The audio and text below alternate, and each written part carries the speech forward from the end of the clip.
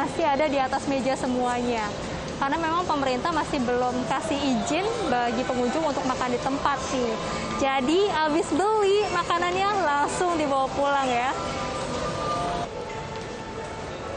Sepanjang pengamatan saya, baik pengunjung maupun pekerja di mal semua terlihat tetap patuh nih sama protokol kesehatan.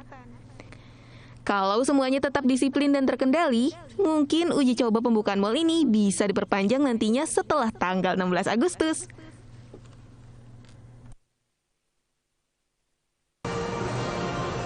Oke, sudah selesai berkeliling. Sebelum keluar kita harus scan barcode lagi nih untuk jadi data sekaligus untuk memudahkan tracing. Nah, meski banyak pelonggaran di tengah PPKM kali ini, tapi kita harus sama-sama ingat untuk tetap berdisiplin, terapin protokol kesehatan juga. Dari Jakarta, Valencia Triksi Gilang Rahmat, RTV. Berbagai cara dilakukan aparat kepolisian untuk meningkatkan minat masyarakat divaksin COVID-19. Salah satunya dengan mengajak selebritas ke tempat vaksinasi. Alhasil warga berbondong-bondong datang untuk divaksinasi agar bisa bersuah foto bersama.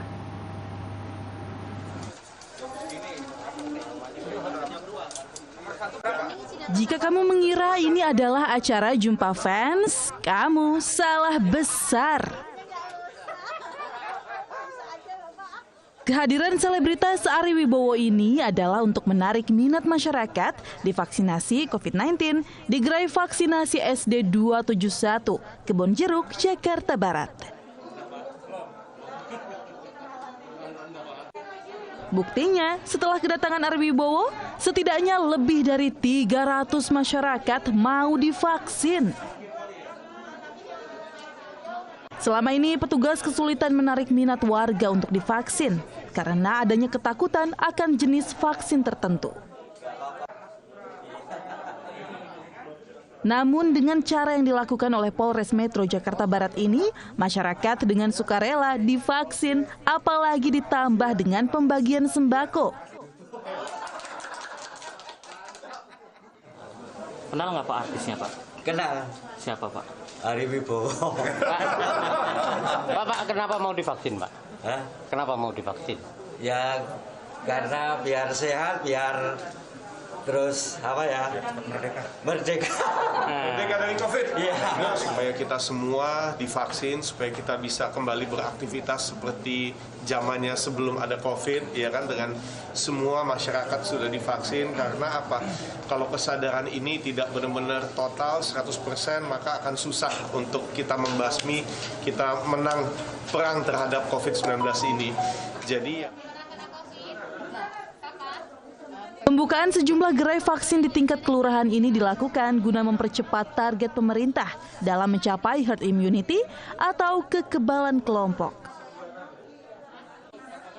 Ditargetkan 90% lebih masyarakat Indonesia telah menerima vaksin minimal dosis pertama pada Hari Kemerdekaan Indonesia 17 Agustus nanti. Dari Jakarta, Reza Heri Pamungkas, RTV. Wah sahabat, kita harus hargai berbagai cara yang dilakukan untuk mendorong warga agar mau divaksin ya. Jangan lupa juga sahabat, mari kita terus saling mengingatkan untuk mendukung program vaksinasi sampai target terpenuhi. Pandemi belum berakhir, kita harus terus menjaga protokol kesehatan. Jangan lupa tetap terapkan 3M, memakai masker, menjaga jarak dan jauhi kerumunan, serta mencuci tangan dengan sabun di air yang mengalir. Lawan COVID-19 dengan vaksin. Usai jeda kita akan kembali dengan informasi lainnya. Kehilangan pekerjaan saat pandemi, diaspora Indonesia justru sukses buka kedai di Virginia, Amerika Serikat. Informasinya usai jeda, jangan kemana-mana, tetaplah bersama kami.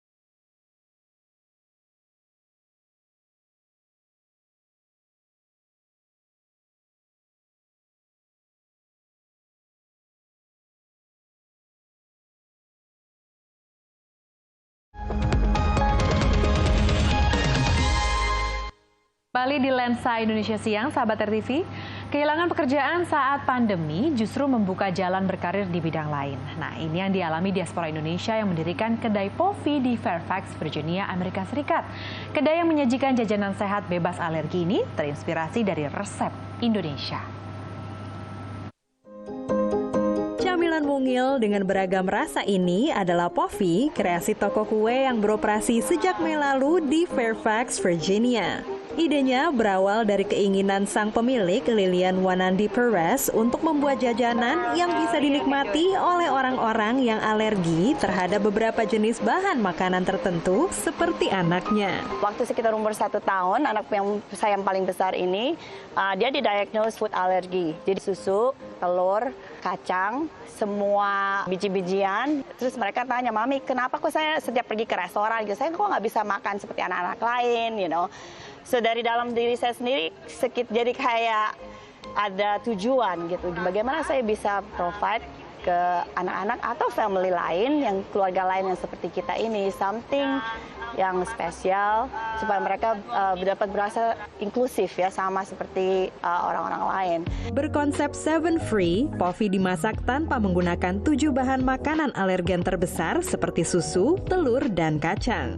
Kita punya banyak mama atau parents yang datang nangis benar-benar karena nggak pernah bawa anaknya ke restoran. Karena kalau ke restoran yang nggak ngerti, saya juga terjadi dengan anak-anak saya gitu ya, dengan cross kontaminasi, something happen, mesti ke emergency. Jadi dan kita juga nggak cuma ingredient apa, tapi fasilitas kita juga nggak ada bahan-bahan itu. Terinspirasi dari resep camilan manis khas Belanda, Poffertjes, yang diturunkan sang ibu, Lilian memutuskan memadukannya dengan beragam topping dan isian seperti selai buah segar, matcha, coklat, dan pandan. Kita jalan-jalan ke Fairfax terus nemu ini ada Poffertjes, dan kebetulan yang punya orang Indonesia. Aku red velvet with Biscoff. Aku banana chocolate chip. Pofi juga banyak mengundang para pengeblog dan pemengaruh yang lalu mempromosikannya melalui media sosial mereka. It's really good. I'm a pancake fanatic, so I really like it. And I haven't had velvet with pancakes before, so. I don't really eat pancakes, but she saw it on TikTok, so we wanted to come try it. Yeah. Di saat banyak restoran dan bisnis makanan yang gulung tikar karena pandemi, Lilian justru membuka Pofi bersama Kevin, suaminya. Padahal mereka belum punya pengalaman di dunia bisnis kuliner sebelumnya. Ya, kita dapat banyak pertanyaan. Are you crazy? You gonna open it right now? Like, you know, dengan musim yang kayak begini. Tapi saya malah lihat itu sebagai jendela untuk terbuka di masa yang benar-benar artinya semua orang itu takut, semua orang itu craving for connection. That our coffee like can bring that to people. Dari Fairfax, Virginia, Dania Iman, Ariadna Budianto, VOA. Ya, jangan kemana-mana sahabat, karena usai jeda kami punya informasi menarik, yakni Lord of the Rings akan segera tayang dalam bentuk serial. Wah, seperti apa kira-kira serialnya? Usai jeda, jangan kemana-mana, tetaplah bersama kami.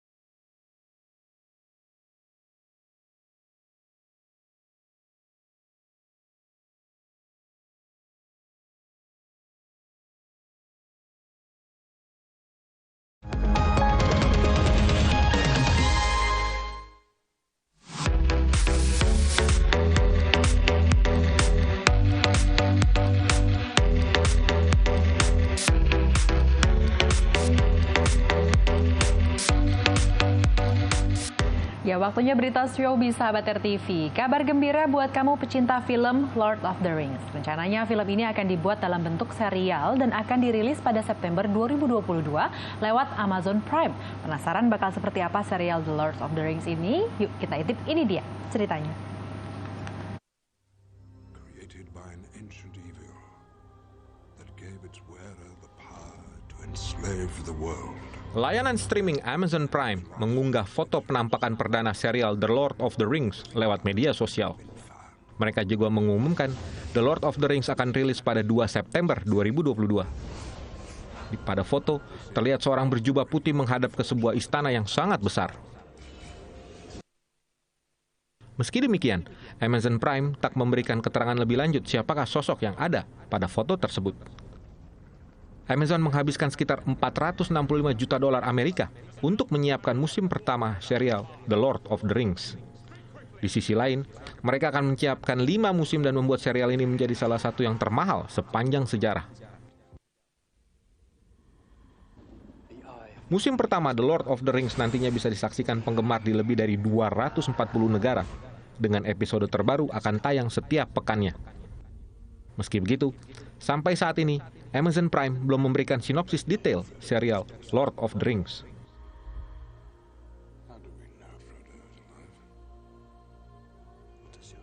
Namun, sejumlah kritikus film dan tayangan TV menduga serial ini akan berlatar waktu sebelum trilogi film The Lord of the Rings.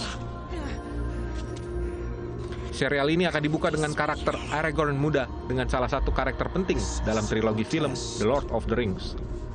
Dalam film, karakter yang diperankan Viggo Mortensen dikisahkan berusia 87 tahun. Mortensen mengakui dirinya ingin tampil dalam serial The Lord of the Rings karena masih tertarik dengan cerita luar biasa yang diadaptasi dari seri novel karya John Ronald Reuel Tolkien.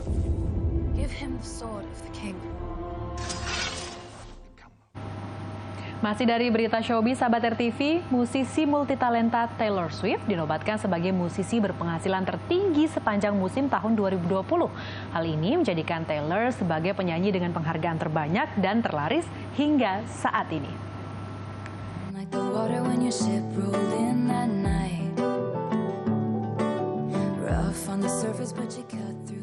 Penyanyi Taylor Swift ternyata masih bisa mengeruk pundi-pundi dolar di saat pandemi corona masih menerjang dunia. Bahkan lewat daftar Billboard, Taylor Swift dinobatkan sebagai musisi berpenghasilan tertinggi di tahun 2020. Penghasilan penyanyi berusia 31 tahun itu mencapai 17,34 juta pound sterling atau sekitar 344 miliar rupiah. Namun, pendapatannya ini jauh menurun dibanding tahun 2019 di mana Taylor Swift mampu meraup 70 juta pound sterling atau sekitar 1,39 triliun rupiah. Taylor Swift mengungguli Post Malone yang berada di posisi kedua. Post Malone sepanjang 2020 mampu meraih pendapatan sebesar 16,8 juta pound sterling.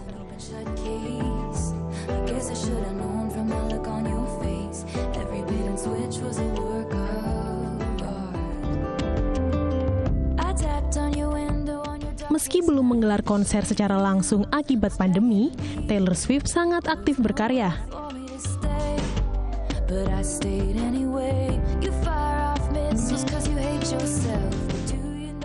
Yang terbaru, Taylor Swift disibukkan dengan proyek kolaborasi dengan musisi lain dalam lagu Renegade.